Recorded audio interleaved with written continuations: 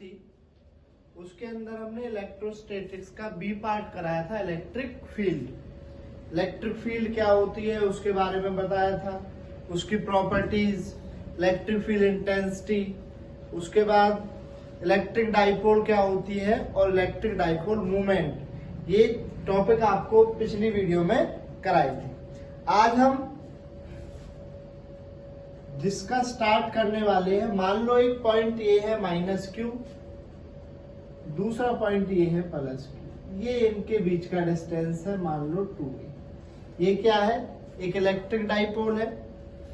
अब इस electric dipole के अगर इस लाइन के अलोंग कोई पॉइंट रखा हुआ है तो उस पॉइंट को हम क्या बोलेंगे कि वो कहां पर है? एक्सियल लाइन पर है। ठीक है, इस लाइन के बिल्कुल अलोंग कोई पॉइंट है तो उसको हम बोलेंगे वो कौन सी लाइन पर है? एक्सियल लाइन पर। इसके परपेंडिकुलर कोई पॉइंट है तो उसको बोलेंगे इक्वेटोरियल लाइन। ठीक है, इस डाइपोल मूवमेंट से एक्सियल लाइन का डिस्टेंस भी r होता है और इक्वेटोरियल लाइन का डिस्टेंस भी r होता है। अब हमें इलेक्ट्रिक फील्ड इंटेंसिटी निकालनी है due to axial line, electric dipole की एक्सियल लाइन पर और इलेक्ट्रिक डाइपोल की इक्वेटोरियल लाइन पर। इनको आज हमें यहाँ पर स्टडी करना है। आज देखते हैं इनको कैसे सॉल्व करना है। सबसे पहले electric field intensity on axial line, electric field intensity on axial line of electric dipole, electric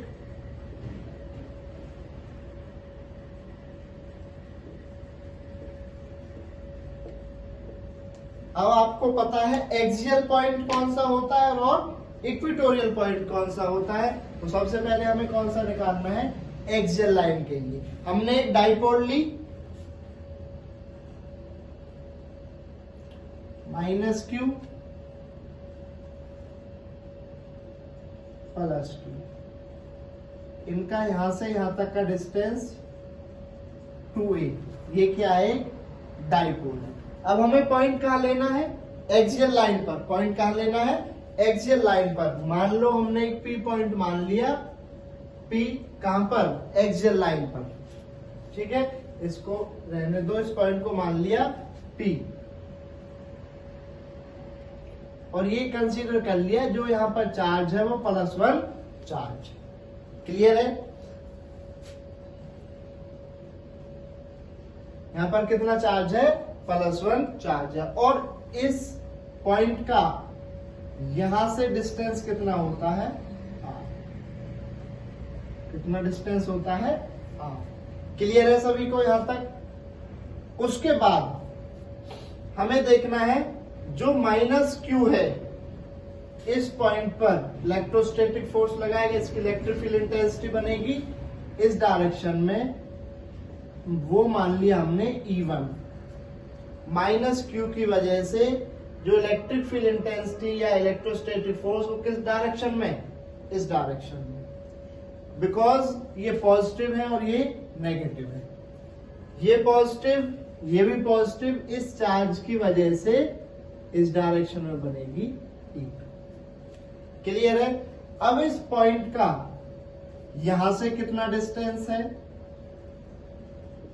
और इस पॉइंट का यहां से कितना डिस्टेंस है? सबसे पहले देखिए यहां से यहां तक कितना? r। ये टोटल कितना है? 2a। तो ये a और ये a, तो r + a। यहां से यहां तक का डिस्टेंस r + a। इतना डिस्टेंस r, a को माइनस कर दीजिए तो ये डिस्टेंस निकल जाएगा r - a। ये हमारे दोनों डिस्टेंस निकल गए। अब हम देखते हैं P is a point on axial line, P is a point on axial line at A distance r from dipole. हमने एक P पॉइंट कंसीडर किया ऑन एक्सियल लाइन पर एट डिस्टेंस R डिस्टेंस पर फ्रॉम डाइपोल से। Suppose E1 is the electric field intensity, suppose E1 is the electric field intensity due to charge minus Q at P due to minus Q। हमने consider कर लिया जो E1 है वो electric field intensity है इस point P पर, किसकी वजह से? माइनस Q चार्ज की वजह से। अब इलेक्ट्रिक फील्ड इंटेंसिटी एट ए पॉइंट, P एक पॉइंट है, तो पॉइंट पर हम आपने पिछले उसमें पढ़ा था, तो E1 is equal to 1/4 pi epsilon naught Q upon R square, Q upon R square. अब यहां से यहां तक का डिस्टेंस कितना है? R प्लस A, तो ये क्या बन जाएगा? R प्लस A का स्क्वायर। ऐसे ही E2 is the electric field intensity at P due two plus Q, and E2 is the electric field intensity at P due to plus Q की वजह से जो इलेक्ट्रिक फील्ड इंटेंसिटी बनेगी P point पर वो कितनी होगी? E2 is equal to 1/4 pi epsilon naught Q upon R minus A का स्क्वायर। इस पॉइंट से इस पॉइंट तक का डिस्टेंस R माइनस A है, तो डिस्टेंस का स्क्वायर। उसके बाद यहां से यहां तक का डिस्टेंस क्या है? R प्लस A, तो उसको हमने क्या लिया? R plus A। Electric field intensity E1 और E2 दोनों हमारे पास निकल कर आ गई। अब जो इलेक्ट्रिक फील्ड इंटेंसिटी है E1 और E2 वो दोनों अपोजिट डायरेक्शन में है। Since E1 and E2 are in opposite direction, since E1 and E2 are in opposite direction,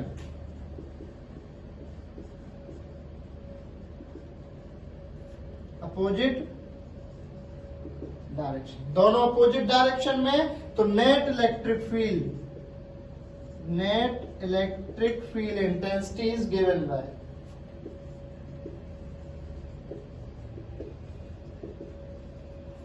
E is equal to E2 minus E1। जो नेट इलेक्ट्रिक फील्ड बनेगी वो क्या हो जाएगी? E2 minus E1। क्लियर है सभी को यहां तक?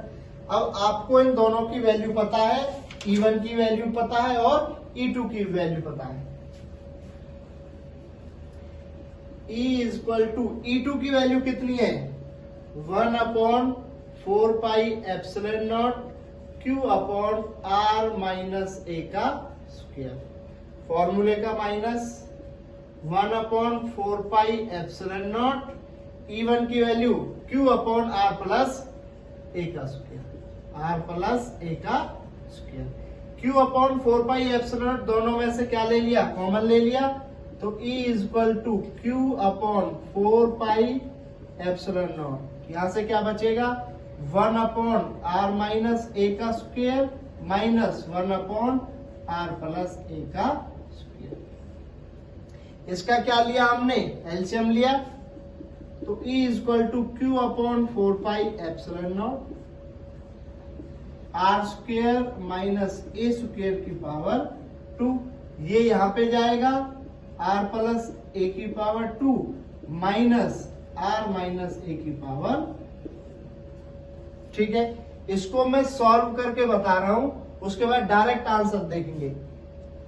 A square plus B square plus 2AB, clear है? Minus A square B square minus 2A, clear है? R square A square 2RA, minus को अंदर लेके गए, minus R square minus A square plus minus minus plus 4RA। R square A square से cancel, 2RA और 2RA 4RA। अगर हम इस स्टेप को सॉल्व करते हैं तो ये क्या आता है 4RA। तो हम इसको ज्यादा बड़ा ना करके इसको डायरेक्ट लिख देंगे। इसकी वैल्यू कितनी 4RA सॉल्व करके। E equal to Q upon 4 pi epsilon naught 4RA upon R square A square की पावर 2। क्लियर है। अब इस 4 को हम क्या लिख सकते हैं 2 मल्टीप्लाई 2 लिख सकते हैं Q upon 4 pi epsilon not 2 multiply 2 RA upon R square A square की पावर 2। ठीक है। अब देखिए Q 2A ये क्या बन जाएगा हमारा इलेक्ट्रिक डाइपोल मूवमेंट P। तो ये क्या हो जाएगा 2 या लिख दीजिए P equal to Q multiply 2A। तो Q और 2 और A तो यहां से क्या बचा 2 इन सब की जगह P और एक R यहां से बचा। तो 4 pi epsilon naught R square minus A square की पावर 2। ठीक है। अब हम यहां पर एक कंडीशन मानते हैं अगर हमारा जो A है ये जो A है ये बहुत छोटा है as compare to R। R के कंपेयर में A बहुत छोटा है। If A very less than R जो A है वो R से क्या है बहुत छोटा है। जो A है वो R से क्या है बहुत छोटा है। तो हम उसको क्या करेंगे नेग्लेक्ट कर देंगे। तो E equal to 2PR upon 4 pi epsilon naught. A को अगर हम कैंसिल कर देते हैं तो R की पावर 2 और इसकी पावर 2 R की पावर 4 हो जाएगी। एक पावर से R कैंसिल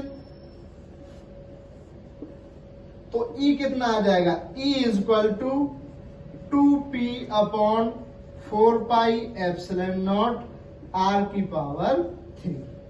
और ये इलेक्ट्रिक फील्ड इंटेंसिटी किसके लिए निकली है एक्सियल लाइन के लिए। तो जो इलेक्ट्रिक फील्ड इंटेंसिटी है एक्सियल लाइन के लिए वो कितनी निकल के आई 2P upon 4 pi epsilon naught R की पावर 3। क्लियर है। अब इसकी हमें डायरेक्शन बतानी है। The direction of E along P। The direction of E along P vector. जिस साइड में डाइपोल मूवमेंट की डायरेक्शन होगी उसी डायरेक्शन में ई की डायरेक्शन होगी उसी साइड में। क्लियर है सभी को। एक बार दोबारा समझिए। एक्सियल लाइन यहां पर होता है। एक इलेक्ट्रिक डाइपोल ली इसका पॉइंट R डिस्टेंस पर होता है। इस माइनस Q की वजह से electric field intensity E1 1/4 pi epsilon naught Q upon distance यहां से यहां तक का डिस्टेंस यहां से यहां R और ये डिस्टेंस A। तो R प्लस A का स्क्वायर। ये माइनस है और ये प्लस है इसलिए फोर्स ऑफ अट्रैक्शन। ये प्लस Q ये हमने +1 कंसीडर किया है तो E2 रिपल्सन बाहर की तरफ। Electric field intensity 1/4 pi epsilon naught Q। इसका डिस्टेंस यहां से यहां तक पूरा डिस्टेंस R। ये माइनस कर दीजिए डिस्टेंस है A तो R माइनस A का स्क्वायर। दोनों E1 E2 अपोजिट डायरेक्शन में है। दोनों का net electric field E equal to E2 minus E1। Values put की यहां से इनका एलसीएम लिया इसको यहां लेके गए इसको यहां लेके गए। इसको सॉल्व करके 4RA आया था। 4 को 2 मल्टीप्लाई 2 कर दिया। यहां से इलेक्ट्रिक डाइपोल मूवमेंट बन गई P इक्वल टू 2A। तो 2 as it is dipole movement P R as it is ये हो गया। उसके बाद हमने कंसीडर किया ये है अगर हम ये मानते हैं A बहुत छोटा है R से तो एक नेग्लेक्ट हो जाएगा। तो R की पावर 2 की पावर 2 R की पावर 4 एक R से एक R cancel. E axial line के लिए आ जाएगा 2P upon 4 pi epsilon naught R square. और जो इसका डिस्टेंस जो इसकी डायरेक्शन है E की वो किधर है अलोंग दी P। नेक्स्ट जो टॉपिक है वो हमें पढ़ना है electric field intensity equatorial line के लिए। किसके लिए? इक्वेटोरियल लाइन के लिए।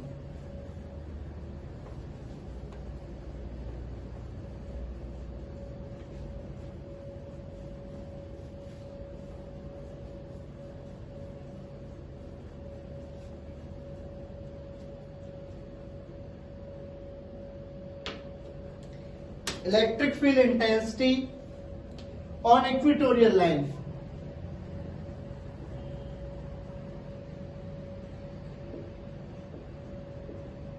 Equatorial line of electric dipole.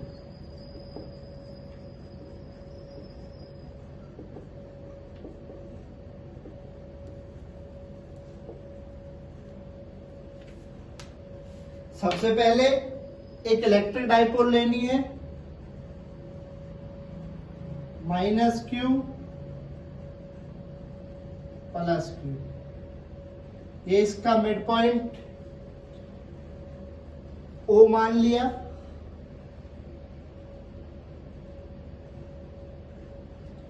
यहां से यहां तक का डिस्टेंस 2a, यहां से यहां a और यहां से यहां तक a। कहां पर मानना है पॉइंट? P मान लिया। कौन सी लाइन पर? इक्वेटोरियल लाइन पर। इसका जो यहां से डिस्टेंस है वो डिस्टेंस कितना? इसको इससे ज्वाइन किया, इससे join.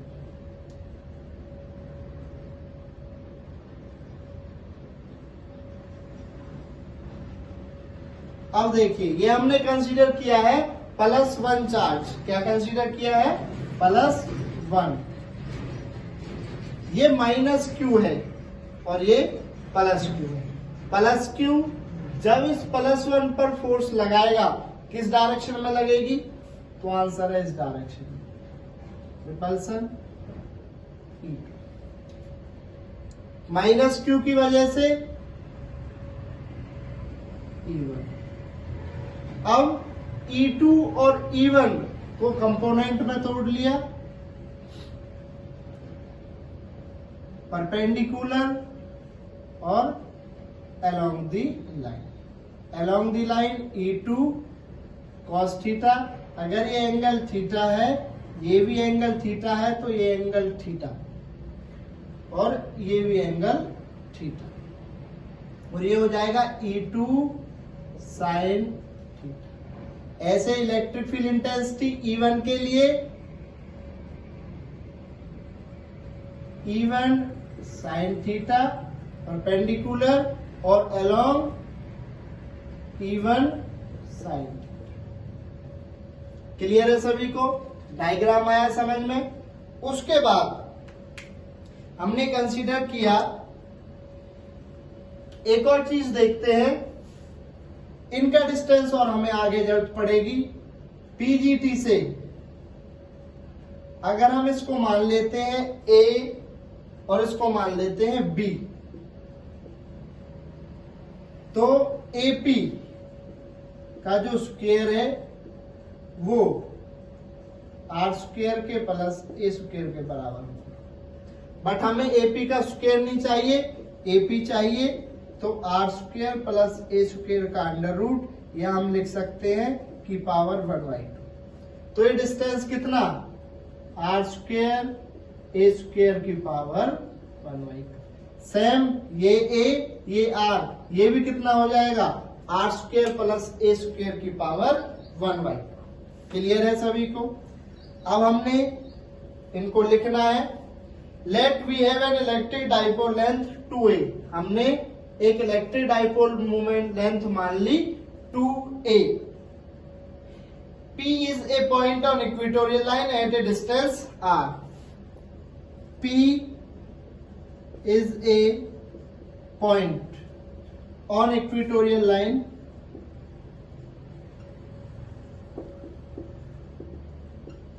at distance r from dipole। P एक पॉइंट मान लिया इक्वेटोरियल लाइन पर, r डिस्टेंस पर। कहां से? डाइपोल से। उसके बाद electric field intensity at P due to minus Q, electric field intensity at P due to minus Q। इस माइनस Q की वजह से जो इलेक्ट्रिक फील्ड इंटेंसिटी बनेगी E1 1/4πε0 Q/r², Q/r²। और इसका डिस्टेंस कितना है BP, B से लेके P का डिस्टेंस है तो BP का स्क्वायर। अब हमें BP की वैल्यू निकालनी है तो BP की वैल्यू r² प्लस a² की पावर 1/2, हमें इसका स्क्वायर निकालना है तो 1/2 पावर हट जाएगी, 1/4πε0 Q/VP की वैल्यू क्या हो जाएगी r² प्लस a²। दोबारा सुनिए, जो ये BP है पाइथागोरस थ्योरम से r का स्क्वायर प्लस a का स्क्वायर, तो BP स्क्वायर की वैल्यू r² प्लस a²। अगर हमें BP निकालना होता तो इसकी पावर 1/2 होती। क्लियर है सभी को? ये डिस्टेंस कैसे आया, r² प्लस a² की पावर 1/2 कर लो या फिर उसकी पावर 2, तो 2 से 2 कैंसिल हो गए तो भी यही आ जाएगा। BP स्क्वायर सीधा निकालो तो भी यही आएगा। उसके बाद electric field intensity at P due two plus Q, electric field intensity at P due two plus Q, E2 1/4πε0 Q/AP का स्क्वायर, तो 1/4πε0 Q/r² प्लस a²। क्लियर है? इसको इक्वेशन फर्स्ट मान लो, इसको इक्वेशन सेकंड मान लो। अब देखिए E1 sin theta and E2 sin theta equal and opposite to each other. जो E1 sin थीटा है और जो E2 sin थीटा है वो दोनों आपस में इक्वल है और दोनों अपोजिट डायरेक्शन में है, तो ये क्या हो जाएंगे, दोनों कैंसल हो जाएंगे। बट E1 sin ये cos थीटा आएगा यहाँ, E1 cos थीटा और E2 cos थीटा दोनों एक ही डायरेक्शन में है, तो इनको हम क्या करेंगे, ऐड कर लेंगे। Since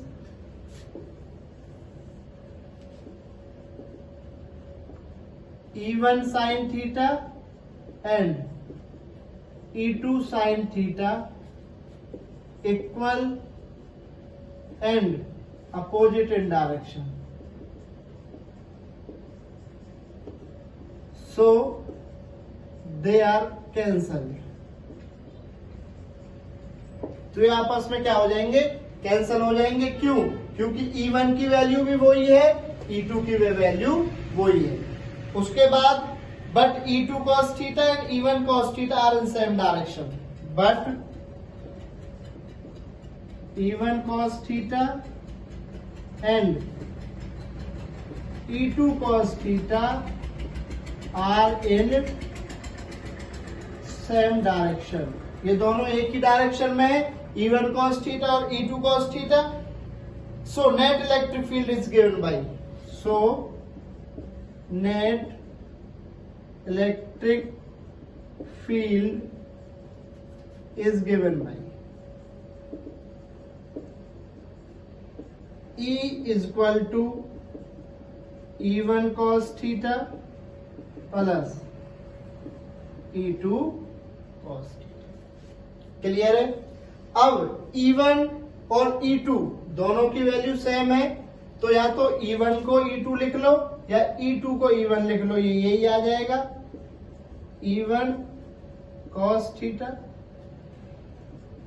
E is equal to E1 की वैल्यू 1/4πε0 Q/r² और cos थीटा हमारा एज इट इज। अब अगर हम यहां से cos थीटा निकालें, जो आपका cos थीटा होता है बेस अपॉन हाइपोटेन्यूज, यहां से ले लो, ये 90, ये बेस हो गया, और हाइपोटेनियस ये हो गई OA और AP। OA की वैल्यू है A और AP की वैल्यू क्या है, R²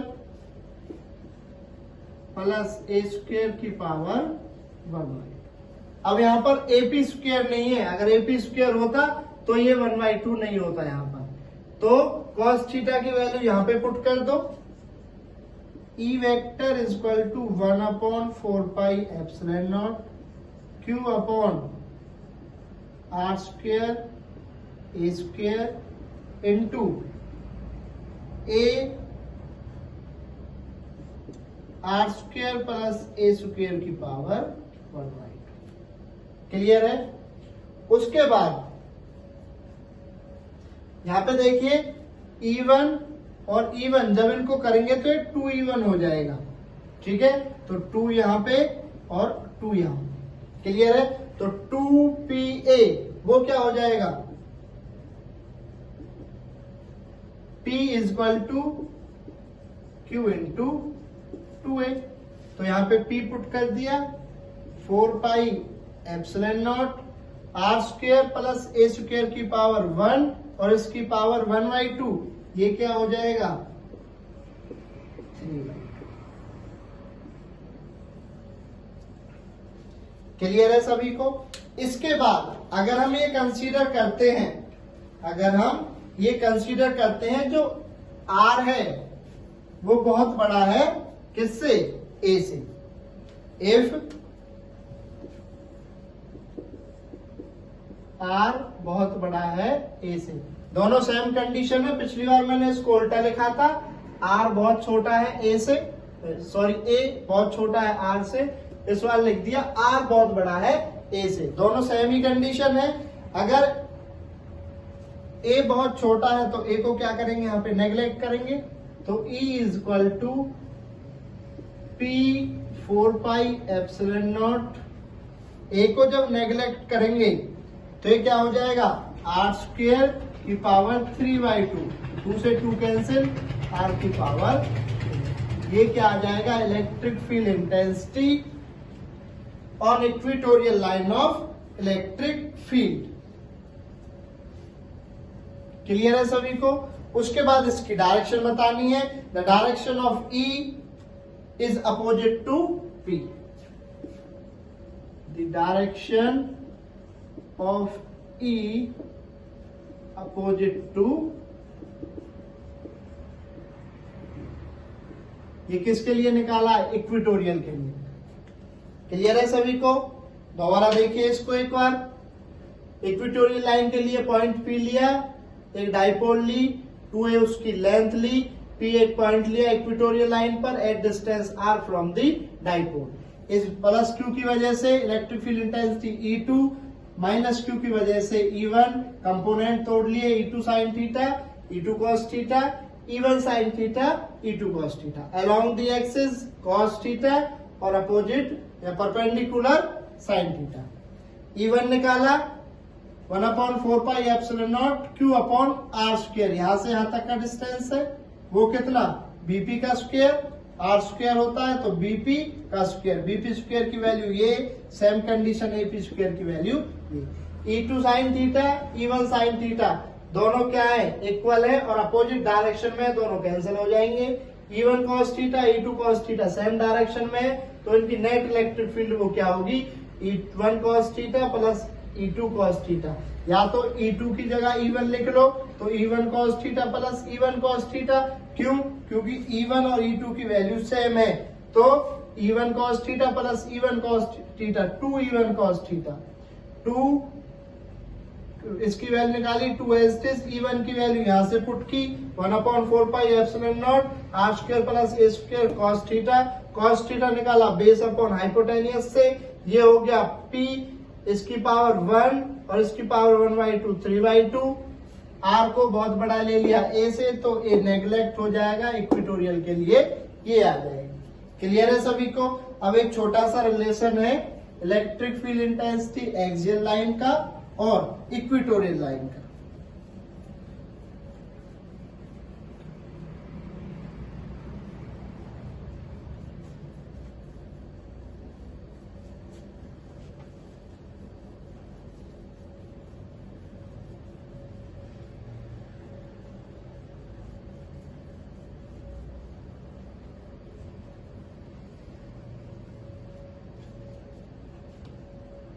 नेक्स्ट टॉपिक है रिलेशन बिटवीन ई ए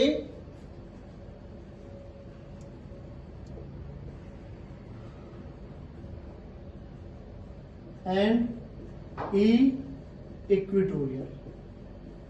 इक्वेटोरियल के लिए और एक्सियल के लिए रिलेशन हमें निकालना है। मान लो जो हमारा ई ए निकल के आया था इक्वेटोरियल के लिए 1/4 pi epsilon nought 2p upon r की पावर 3। Equation first. इक्वेटोरियल के लिए 1/4 pi epsilon naught q upon r की पावर p अपॉन r की पावर, यही निकल के आया था। ई एक्सियल लाइन के लिए ये वैल्यू निकल के आई थी, इक्वेटोरियल लाइन के लिए ये। Divide equation first and second. First और सेकंड को डिवाइड किया। E A upon E equatorial 1/4 pi epsilon nought 2p upon r की power 3 1/4 pi epsilon nought p upon r की पावर 3। यहां से सब कुछ कैंसिल हो जाएगा। 1/4 पाई एप्सिलॉन नॉट से 1 p से p r की पावर से r। E axial upon E equatorial equal to 2। Equatorial को इधर लेके जाइए।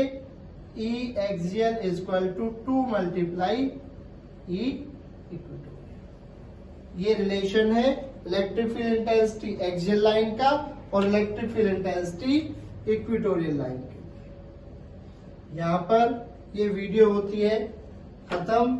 अगर इस वीडियो में आपको कोई दिक्कत है, प्रॉब्लम है, कोई टॉपिक कुछ समझ में नहीं आ रहा है तो उसको हमें कमेंट कर सकते हैं। और हमारी वीडियो को ज्यादा से ज्यादा लाइक करें, शेयर करें और हमारे चैनल को सब्सक्राइब करें। Thank you.